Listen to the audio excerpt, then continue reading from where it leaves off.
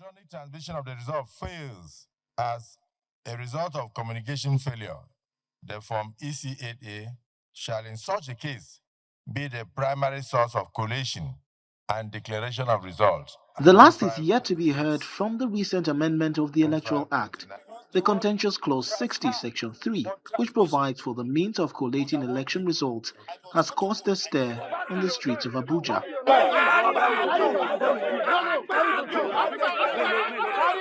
The current situation you have now is that every election, people are dying in their droves. If you think they won't rig, you're wasting time.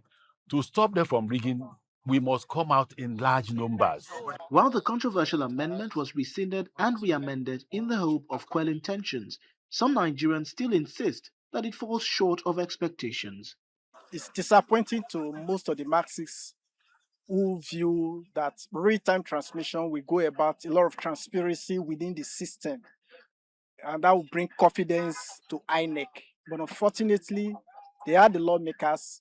They have decided, for some reasons best known to them, to exclude the real-time from transmission of results. They have to perfect it and make it reasonable that as the election is being concluded in the polling unit, it should be, transparent holistically. If the Senate have agreed that there's going to be transmission of results, that is fine. But the result has to be transmitted immediately the voters are voted. The kind of network we have in Nigeria, we have more of an epileptic kind of network.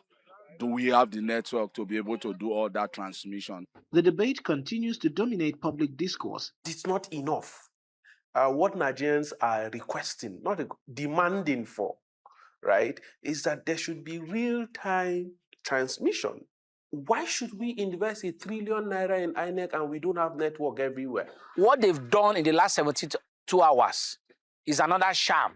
The current people today that are sabotaging our democracy in the Senate were the main beneficiary of it. Many of them wouldn't have any way into the National Assembly if not for that electronic transmission of results in real time that happened. That's why today we saw people, unpopular persons, and they came to National Assembly. However, the question remains, can election results be collated and transmitted in real time?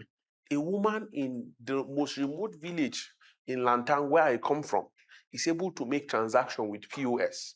Why then should we have a whole country's election processes being truncated simply because in another place there is no network? We have between now and February 2027, everything that is needed to be done to correct that.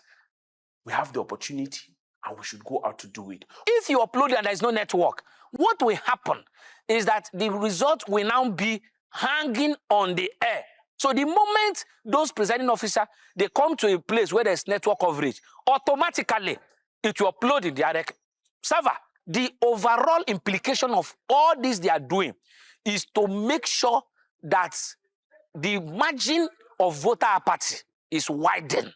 With the 24-man Conference and Harmonization Committee now set up by both the Senate and the House of Representatives, Nigerians now watch with keen interest to see where the pendulum swings with regards to strengthening Nigeria's democracy and ensuring a credible election come 2027.